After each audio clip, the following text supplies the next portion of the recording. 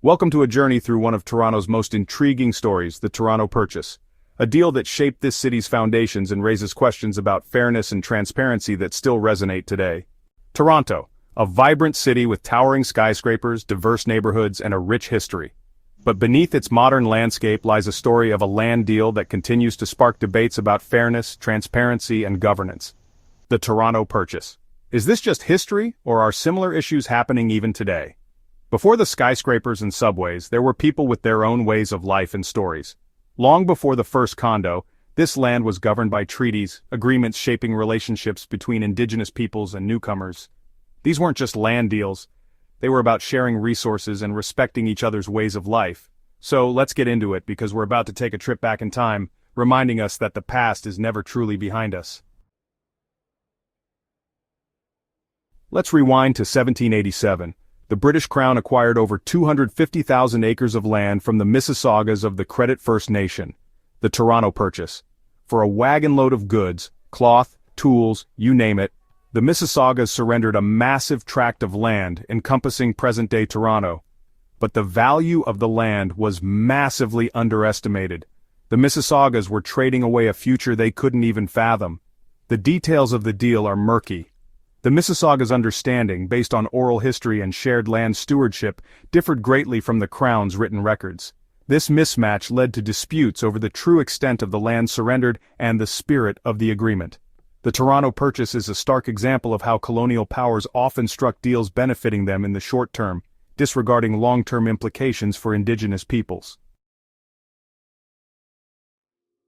Fast forward a couple of centuries and it's clear the Toronto Purchase was a raw deal. The Mississaugas of the Credit never forgot the injustice. In 2010, their voices were finally heard. After years of legal battles, the Canadian government acknowledged the wrongs of the past. They reached a settlement with the Mississaugas, recognizing the unfairness of the 1787 deal. The government agreed to pay $145 million in compensation, acknowledging the value of the land taken. This wasn't just about money. It was about righting a historical wrong and recognizing the enduring impact of colonialism. The 2010 settlement was a powerful symbol of reconciliation, a step towards a more just and equitable relationship between Canada and Indigenous peoples. Fast forward to today and questions of land ownership and fairness still echo in Toronto. One recent example is the city's Modern TO initiative, aimed at selling city-owned properties to optimize their use and generate revenue. While practical, these deals often stir public debate. In June 2023, the city sold two prime properties to Toronto Metropolitan University, one at 277 Victoria Street and another at 38 Dundas Street East. While this deal was part of a strategic plan, it raised eyebrows. Were the community's interests adequately considered? Was the process transparent enough? Critics pointed to a lack of public input and questioned whether such valuable locations should remain public assets.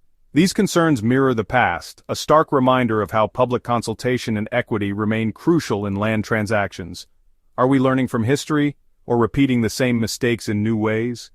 The parallels between the Toronto Purchase and today's land deals reveal a recurring theme: the delicate balance between development and the duty to honor those impacted. It makes one wonder, if the Mississaugas were sidelined centuries ago, who might be sidelined now? For the Mississaugas, the land is more than just property, it's a vital connection to their heritage and identity. And for modern Torontonians, these stories are an opportunity to reflect on the importance of fairness and accountability. Are today's land deals honoring these principles, or are they falling short? From the Toronto Purchase to modern TO, the city's history teaches us one critical lesson.